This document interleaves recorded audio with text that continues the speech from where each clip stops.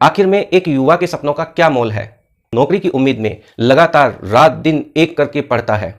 उसके माता पिता उसके खर्चे उठाते हैं। कई परिवारों में तो जमीनें तक बेच दी जाती है इस पढ़ाई के लिए कि एक नौकरी लग सके।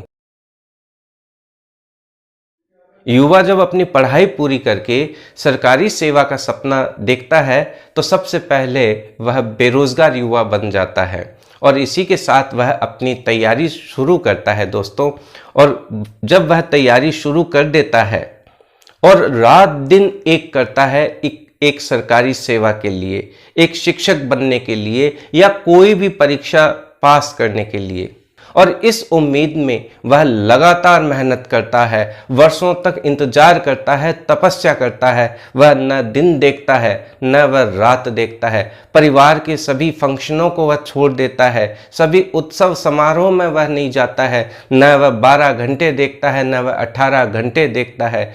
हर समय वह सिर्फ पढ़ता है अपने सपनों के लिए, अपने माता पिता के सपनों के लिए। लेकिन कुछ लोग बिना कुछ किए करोड़ों की जमीनें बना लेते हैं। आखिर कैसे?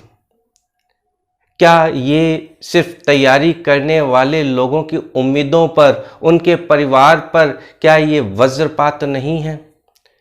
नमस्कार दोस्तों, मैं अमित कुमार खत्री आज इसी एक सेंसिटिव मुद्दे पर आपसे बात कर रहा हूं। लेकिन होता क्या है, वही ढाक के 3 पात। जब वह परीक्षा हॉल में परीक्षा देता है और उसे पता चलता है कि पेपर तो आउट हो गया है। अब देखिए, यहाँ पर आरपीएससी जैसी संस्था पर भी जब सवाल या निशान लगते हैं तो युवा बेचारा क्या करे, जिसने न 12 घंटे देखे न 18 घंटे देखे, न उसे सर्दी का पता न उसे गर्मी का पता। उसने तो सिर्फ अपनी रात दिन एक करके मेहनत की थी और उस मेहनत का परिणाम उसे मिलता है एग्जामिनेशन हॉल में। उसे पता लगता है पेपर आउट हो गया। एक बस के अंदर जो है पेपर सॉल्व हो रहा था, बाद में पता लगता है पेपर तो बेच दिया गया था। और बाद में पता लगता है, जैसा कि अपन न्यूज में देख रहे हैं, कि आरपीएससी के सदस्य ने 6 सेट पेपर घर लेकर के गए और उनमें से 80-80 प्रश्न छांटे और 480 प्रश्न हाथों से लिखवाए गए। पूरा का पूरा परिवार ही शामिल हो गया है, पूरा का पूरा कुनबा इसमें शामिल हो गया है। बाबूलाल कटारा, उसका भांजा विजय, उनका ड्राइवर, बाबूलाल कटारा का पुत्र दीपेश जो कि खुद एक डॉक्टर है और 2 साल से कहीं प्रैक्टिस नहीं कर रहा है और फिर भी करोड़ों की जमीनें उसने खरीद ली है। आखिर कैसे? इन युवाओं के सपनों का गला घोटकर दोस्तों, इन युवाओं के सपनों का गला घोटकर अब आखिर युवा करे तो क्या करे? इस अपन कह सकते हैं कि एक बड़ा एक कंफ्यूजन का समय हो गया है युवाओं के लिए। परीक्षा के इतने समय बाद पता लगता है कि आखिर क्या क्या कांड कर दिए गए हैं। अब देखिए, अपन देख रहे हैं कि क्या अब तो सवाल लग रहे हैं, क्या 21-22 दिसंबर को जो पेपर हुए थे क्या वह भी लीक थे?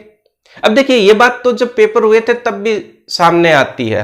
हम बार बार यही सोचते हैं, क्या एक ही पेपर निकला था, बाकी पेपरों का क्या हुआ? और ये सेकंड ग्रेड ही नहीं, क्या फर्स्ट ग्रेड पेपर भी क्या लीक होने से बचे होंगे?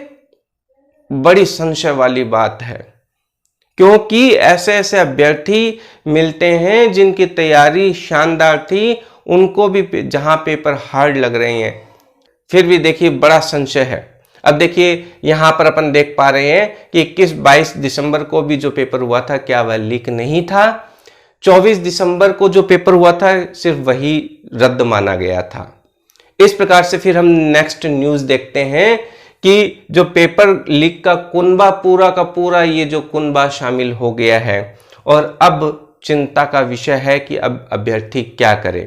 देखिए, पूरी परीक्षा रद्द होगी या नहीं होगी, ये तो अब सवालिया निशान बन चुका है। एक किसी संवैधानिक संस्था, अपन कह सकते हैं कि आरपीएससी जैसी संस्था का सदस्य अगर पेपर आउट करता है तो एक अभ्यर्थी क्या करे?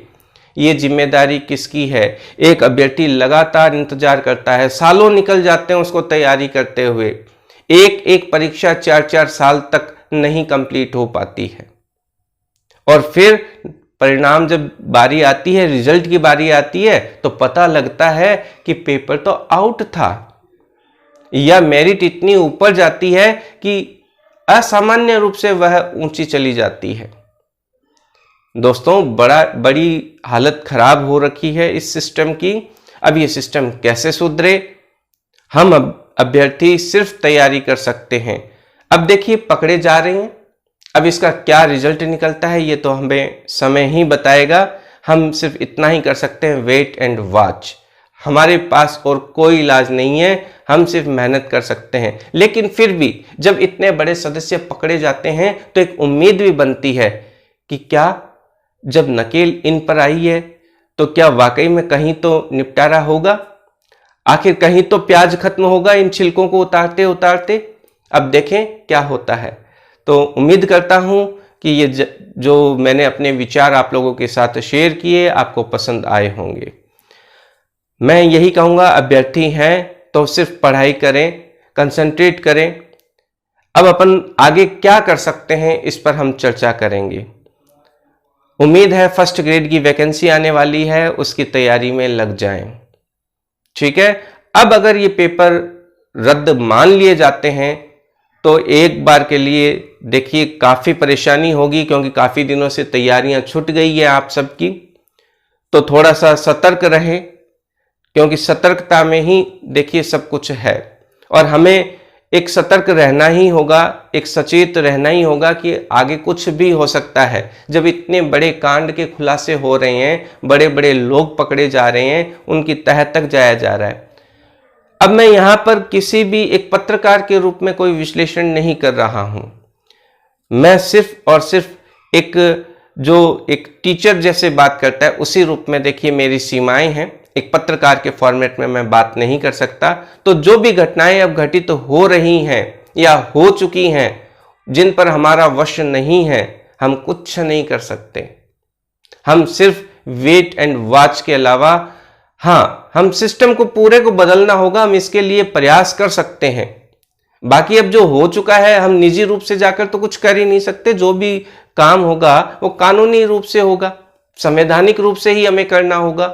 अब ये तो है नहीं कि भाई आप और हम सब मिलकर के जाएं और बाबूलाल जी कटारा के साहब आपने ये किया, ये आपको दंड है। ऐसा तो हमारा संविधान हमें इजाजत ही नहीं देता, और ना ही हमें कोई बयानबाजी हम कर सकते हैं।